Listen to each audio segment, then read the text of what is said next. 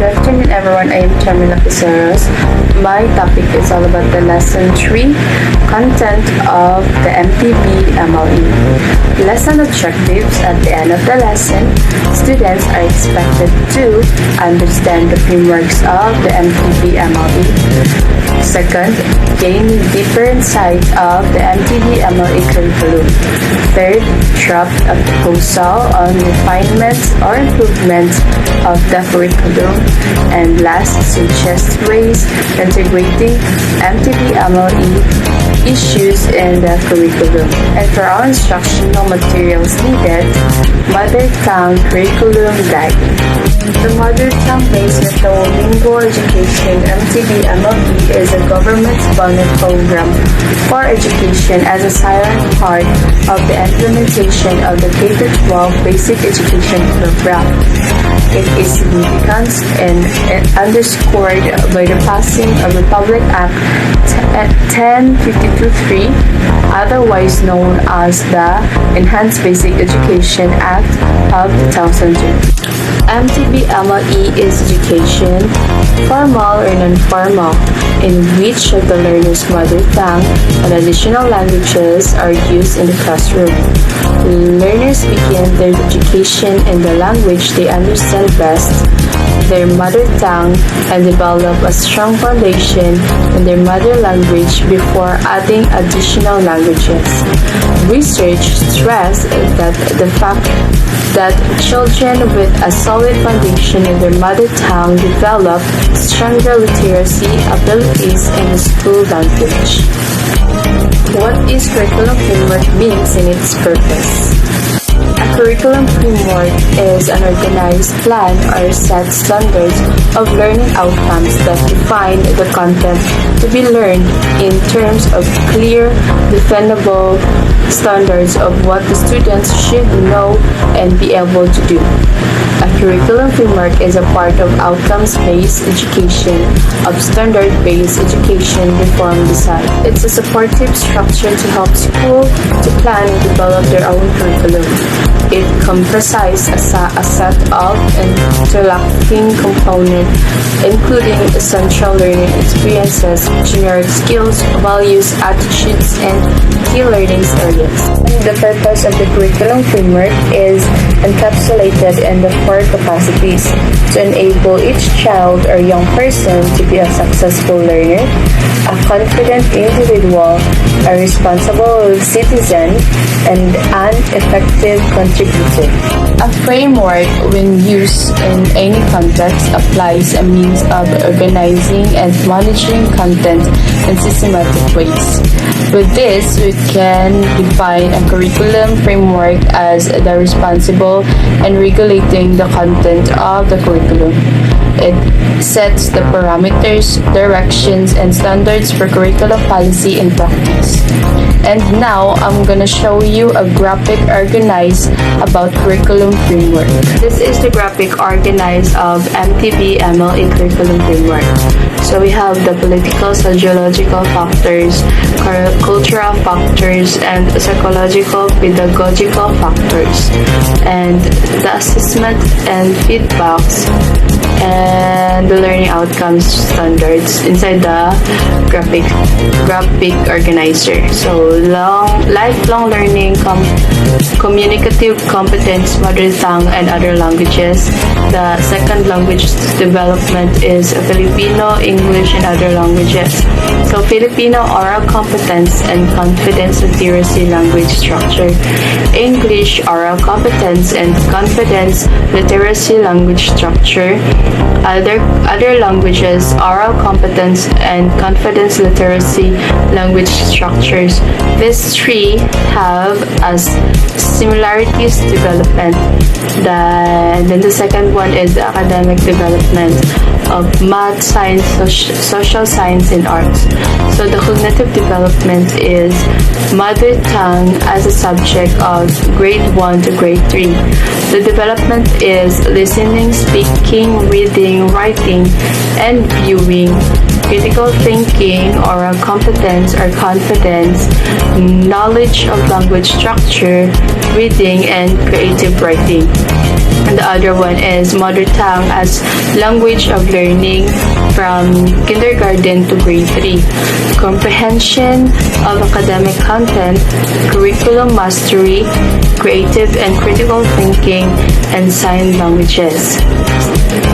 And the last part is the language comprehension, reading comprehension, critical language use, oral competence, practice in creative writing competence, logistic knowledge, critical literacy, cultural and social cultural processes, and the mother tongue plays a strong foundation, and the learning theory of language acquisition, not nature of the learners, or nature of language. That is the end of my topic, and now the next reporter is Magdalena.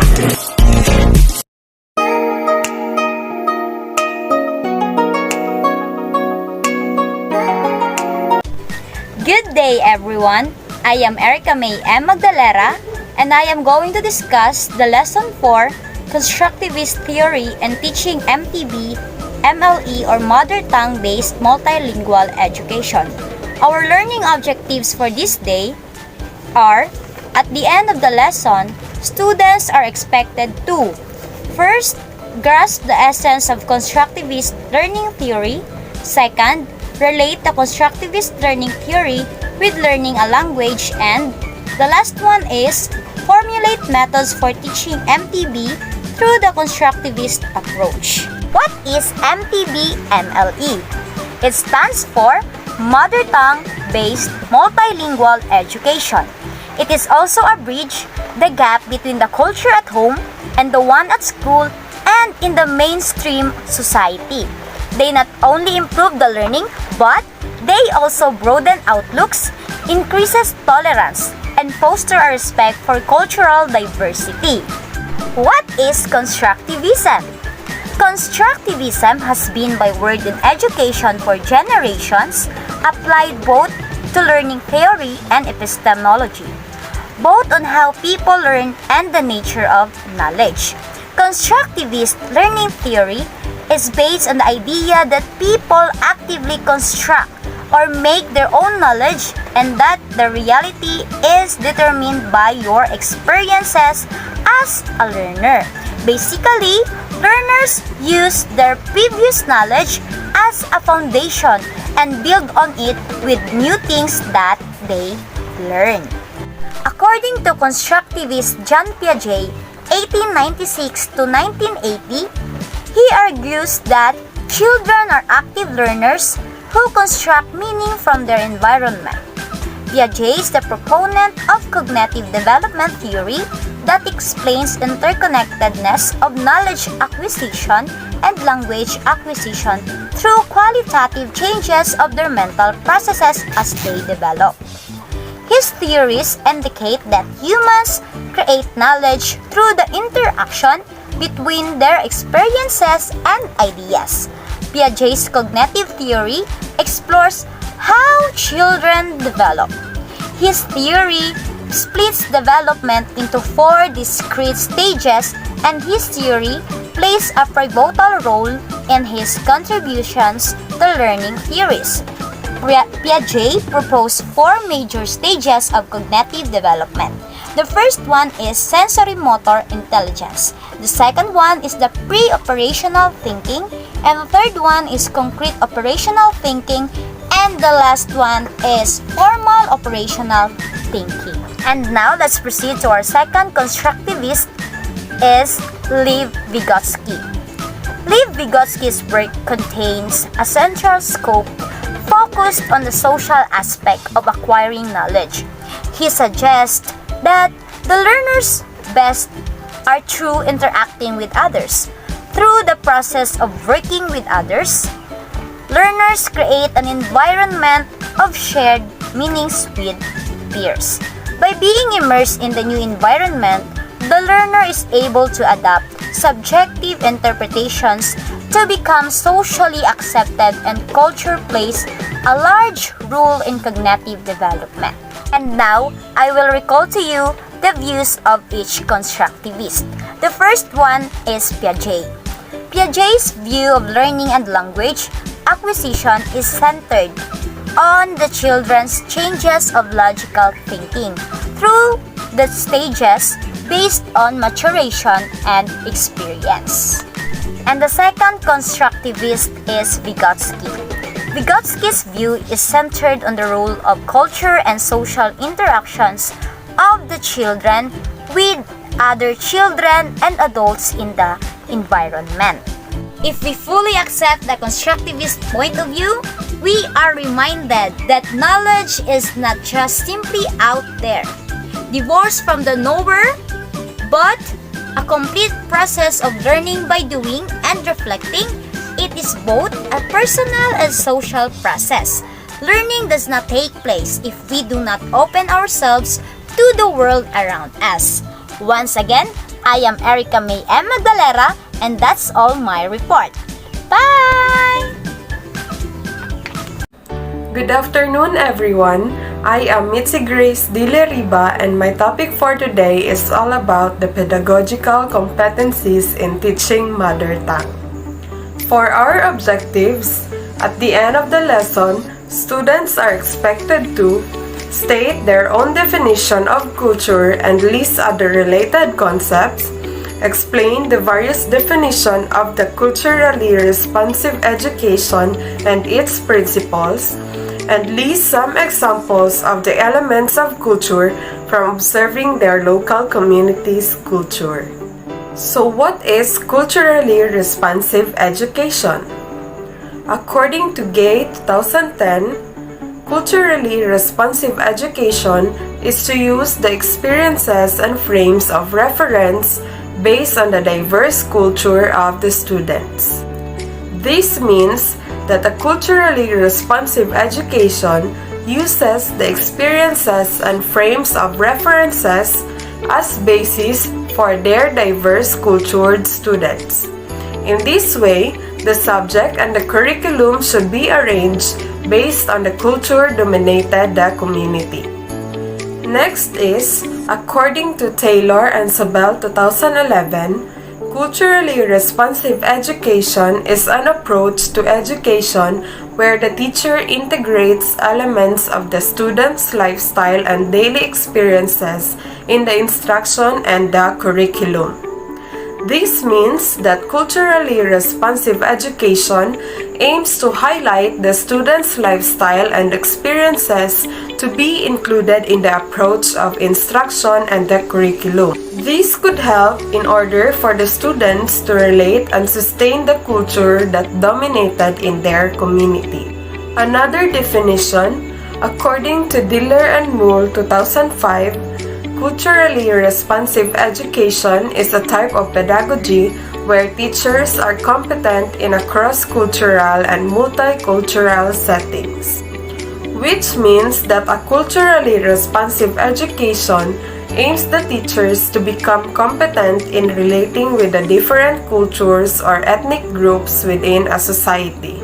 Another definition from Cartledge et al., culturally responsive education recognizes the uniqueness of the majority and the minority in the body of students. This means that in a culturally responsive education, every culture's differences and uniqueness are respected and valued.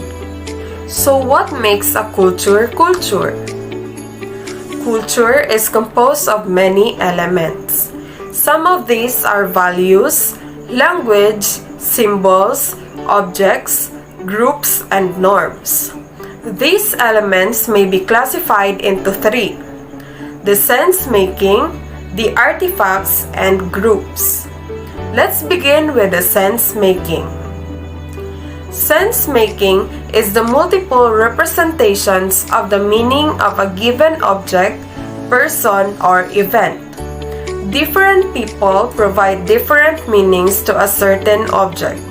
This may depend on their values and their language. To assess the sense-making in a certain community, here are some of the key questions. What values are prominent in the community?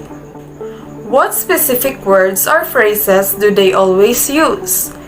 What do they mean by it? Next is the artifacts.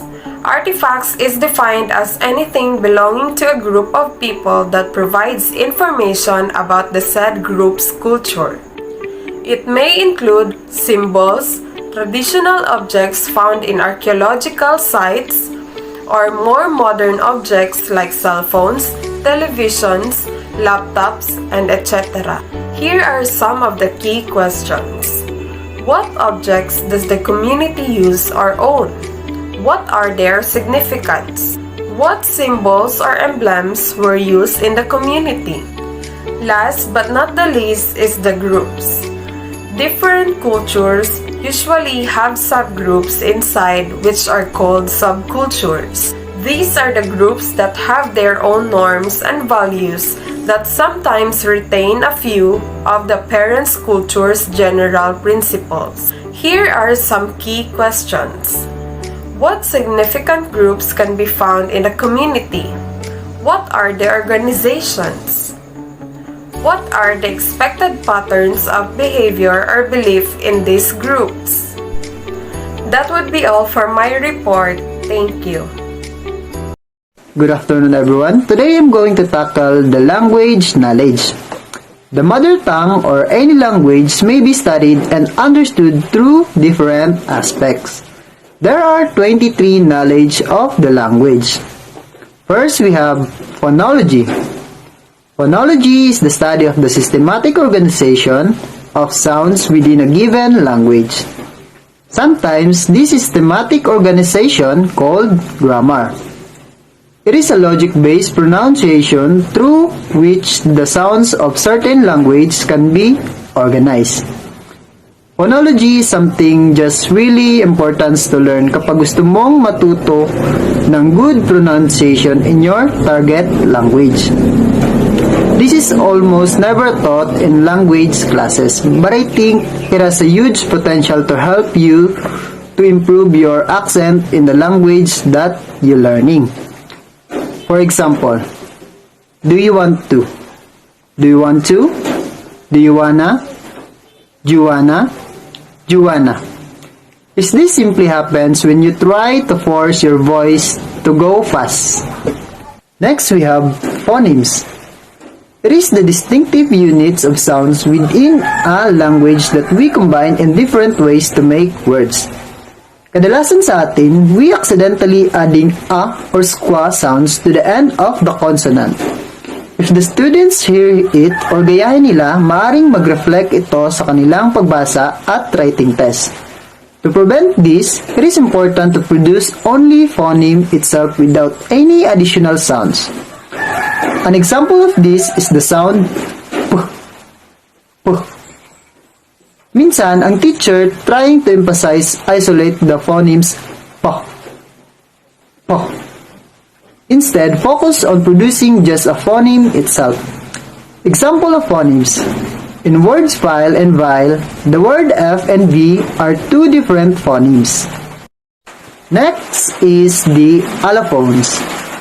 It is the variant of same phoneme. K in the word kite, it is k.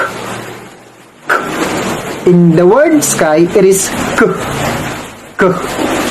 Next, we have morphology. Morphology is defined as the rules of language that govern word formation. On the other hand, it has to do with the components that make up the meaning of word and the process of forming words. For example, a student might learn the word car, which is morpheme. And next, we have the morpheme. Morpheme is the smallest unit of a word that has information about the word's meaning and purpose. For example, the word farmer. There are two morphemes which are farm and er. The farmer indicates an area of land used for growing crops, while the latter indicates a person who works in the said area of land. Next, we have the root word. There is a word to which a prefix can be added to form new words.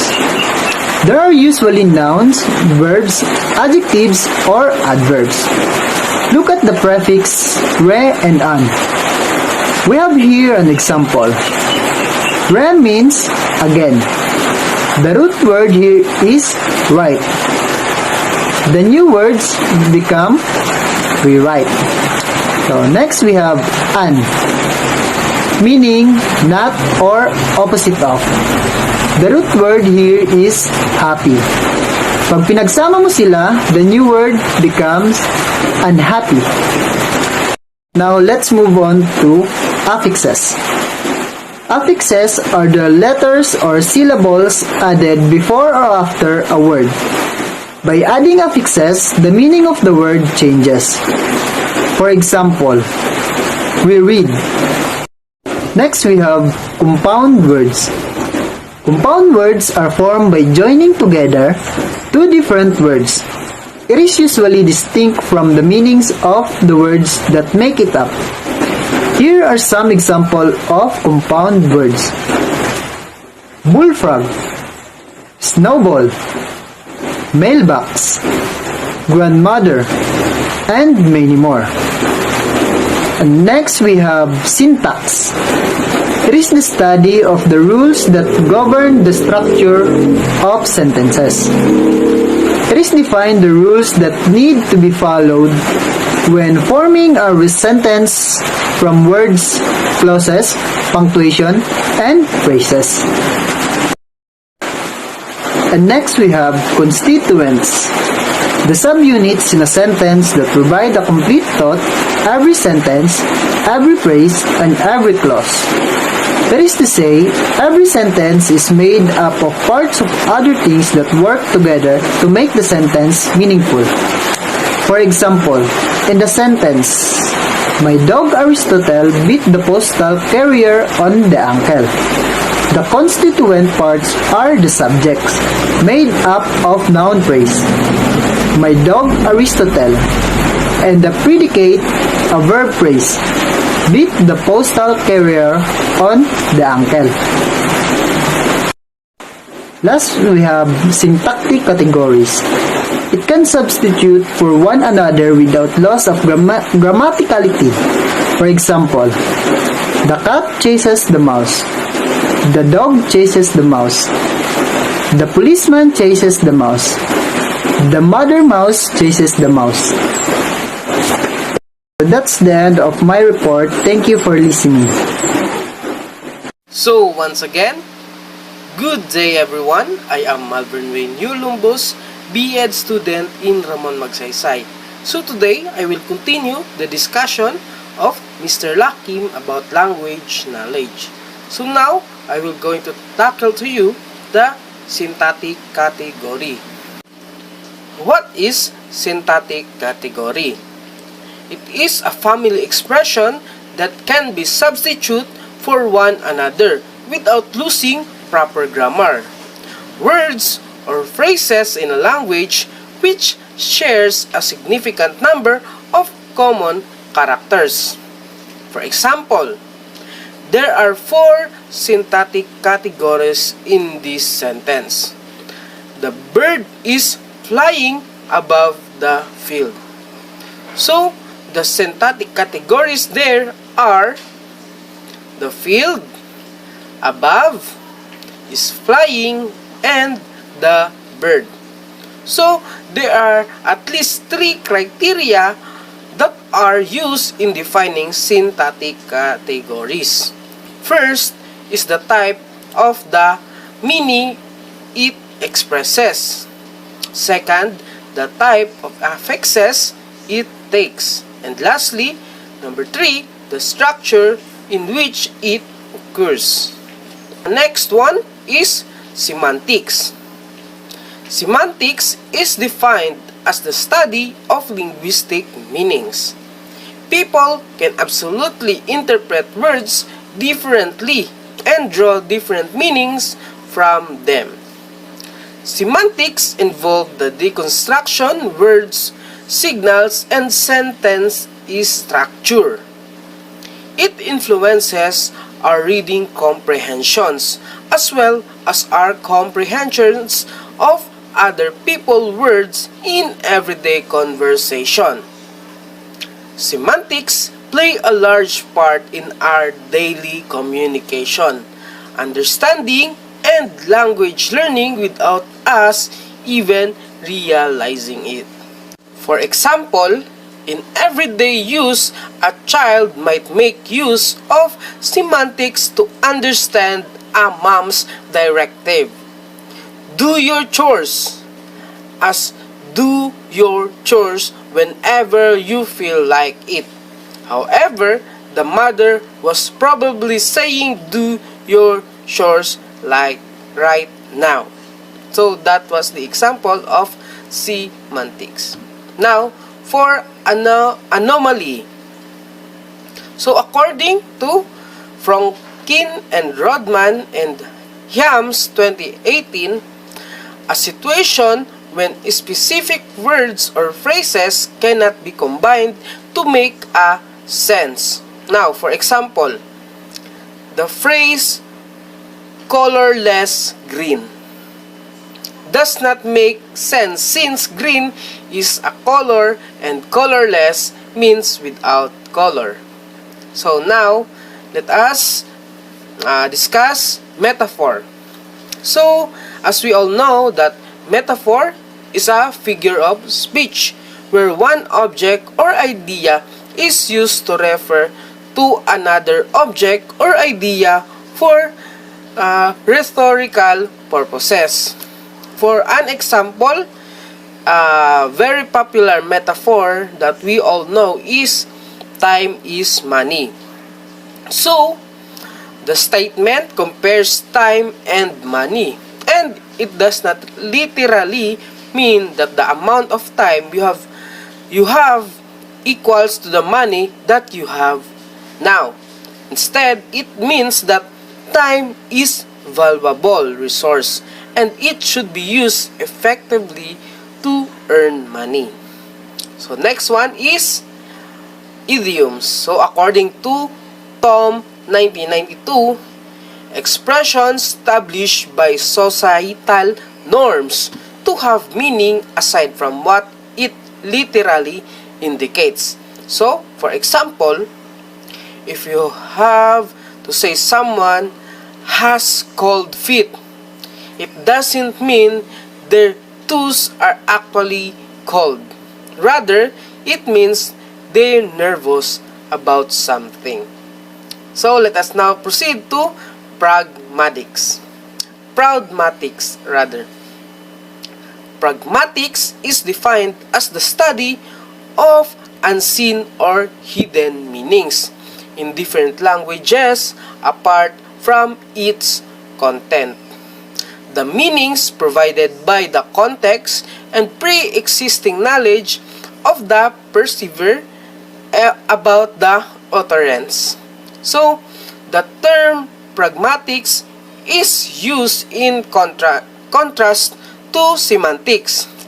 Semantics has to do with the actual definition of a word or text, while pragmatics refers to how words are used in practical sense. For example, will you crack the door? I am getting hot. So, semantically, the word crack would mean to break. But pragmatically, we know that the speaker means to open the door just a little to let it some air. So now, we're going to discuss the context. So, we have two types of context. Let us first discuss the physical context. So, this refers to the physical setting of the utterance. The interpretation of utterance depends on the knowledge computable from the physical context of utterance. For example, he is not the chief executive. He is the managing director. So, in linguistic context, this refers to surrounding utterance in the same discourse. So, for example, letter A, who gave the waiter a large tip. Now, in B, the answer is Helen. So, let us now proceed to Dixis. So, Dixis are words that cannot be identified without the context. For example of these words are here, there, him, her, yesterday, tomorrow. So, there are many more examples, but we are gonna focus there only. Such expressions depend for their interpretation on the speaker in the hearer sharing the same context. They have their most basic uses in the face-to-face spoken interaction where utterances are easily understood by the people who are present, but many need a translation for someone not right there.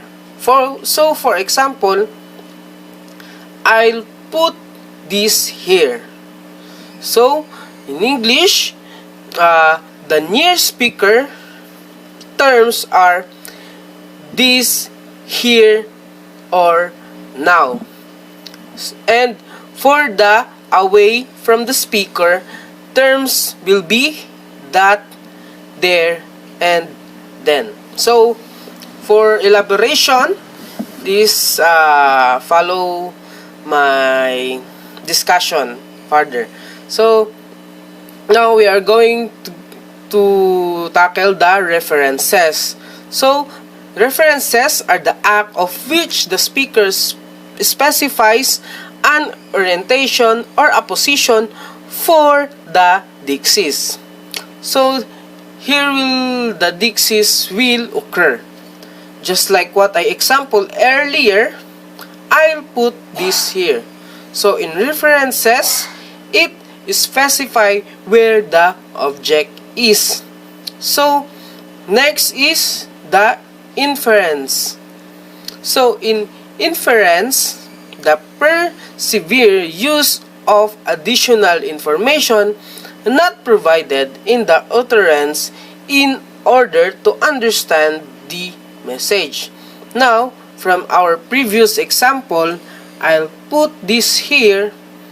Now, here in this example, the person who is aware on what and where the Dixis are will create new information so that others become aware also. So instead of saying the sentence again, I'll put this here. The person will say, he put it there, in order for others to understand the message. So did you get it, guys? Okay, let us proceed.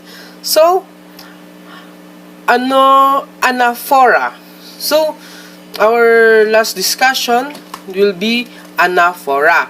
So, anaphora is another term, for instance, a pronoun used to identify an object that is being referred for this second time, according to Yule 2016. So, anaphora is when a certain word or phrase is repeated at the beginning of the clauses or sentences that follow each other.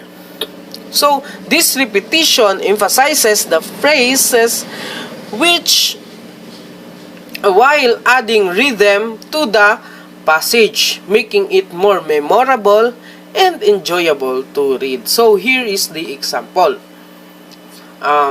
Imagine you are frustrated and tired with your friend who is making the same mistakes over and over again. So, here is your line. I am sick of you letting me down. I am sick and tired of you making me mad.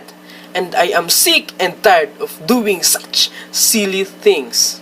So through the repetition of I am sick and tired, the phrase has become more emotionally changed than before.